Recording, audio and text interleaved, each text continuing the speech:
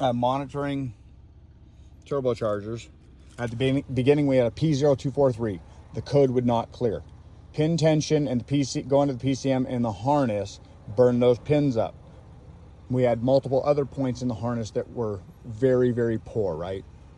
We took care of all that. We took care of the PCM. Now, we had a code that would bounce from turbo to turbo wastegate and then go away, and they would clear, right? I'm measuring, all this thing knows is voltage and pressure.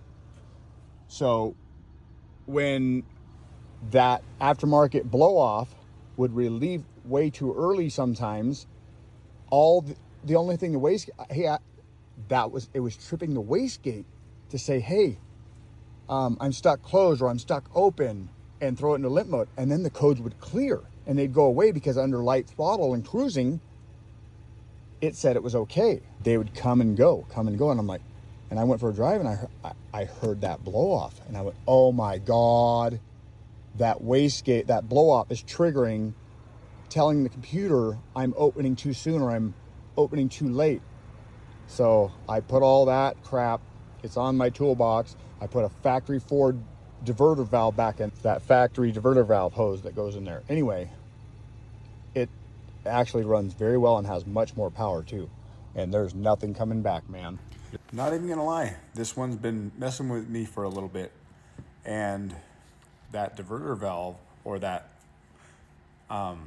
turbo fart blow off, wasn't holding correct pressure the way it should have been, or releasing it.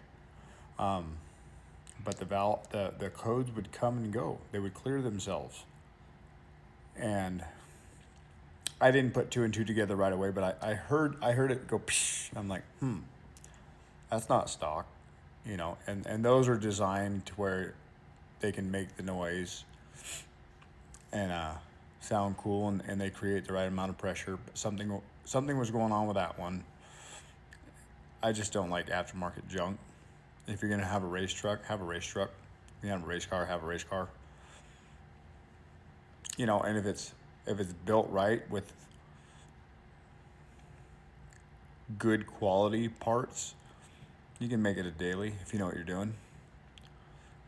But in a lot of technicians' world, there's quite a few techs. There's many techs that don't want nothing to do with it unless it's factory, and they'll tell you, nope. And I'll tinker and I'll help people, but for the most part, it ends up biting you in your ass, and you waste a lot of time. You learn, we're always learning every day. So